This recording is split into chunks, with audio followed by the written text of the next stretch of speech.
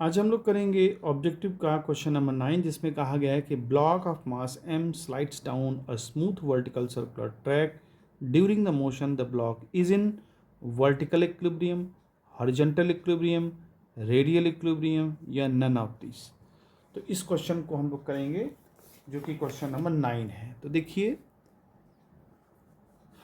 एक ब्लॉक है जो स्मूथ वर्टिकल सर्कल, यानी कि वर्टिकल सर्कल है, ये हॉरिजॉन्टल नहीं है, वर्टिकल सर्कल में ये स्लाइड कर रहा है, यानी कि ऐसे ऐसे ऐसे स्लाइड कर रहा है। तो मान लीजिए ये स्लाइड करते हुए यहाँ आ जाता है, यहाँ आ जाता है।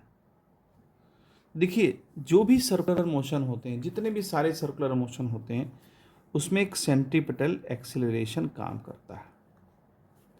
विदाउट सेंट्रीपिटल एक्सेलरेशन कोई भी पाथ सर्कुलर नहीं हो सकता, और जहाँ एक्सेलरेशन होगा वहाँ सेंट्रीपिटल फोर्स होगा।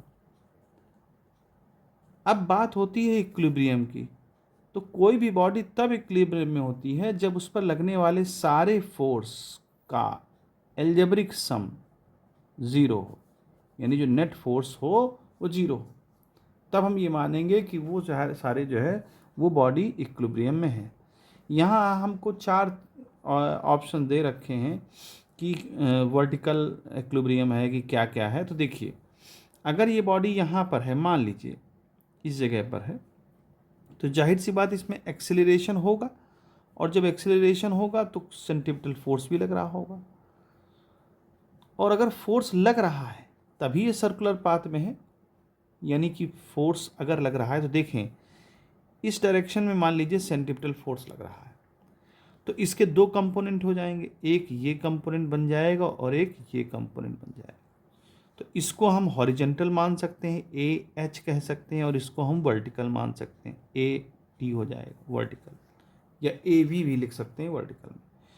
अब जाहिर सी बात है कि अगर वर्टिकल हमारा कंपोनेंट जिंदा है और हॉरिजॉन्टल कंपोनेंट भी है, तो ना और एक्सेलरेशन है, इसमें बॉडी में सर्कुलर मोशन में एक्सेलरेशन होता है, तो यानी कि वर्टिकल एक्सेलरेशन है, और जब वर्टिकल एक्सेलरेशन है तो फोर्स भी लग रहा होगा, हॉरिजॉन्टल एक्सेलरेशन भी है, यानी हॉरिजॉन्टल फोर्स भी कहीं ना कहीं काम कर रहा होगा, और रेडियल एक्सेलरेशन तो है ही।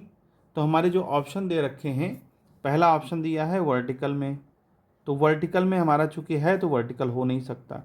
दूसरा होगा मान लीजिए हॉरिजॉन्टल में, तो हॉरिजॉन्टल भी मौजूद है तो वहाँ हो नहीं सकता। तीसरा है रेडियल इक्विलिब्रियम, तो रेडियल में भी एक्सेलरेशन लग रहा है तो रेडियल इक्विलिब्रियम में नहीं होगा। तो इसमें जो है क्वेश्चन में जो last option none of this, वही हमारा सही है, कि इसमें जो है कोई भी आंसर सही नहीं है। तो इस तरह से इस क्वेश्चन को करेंगे।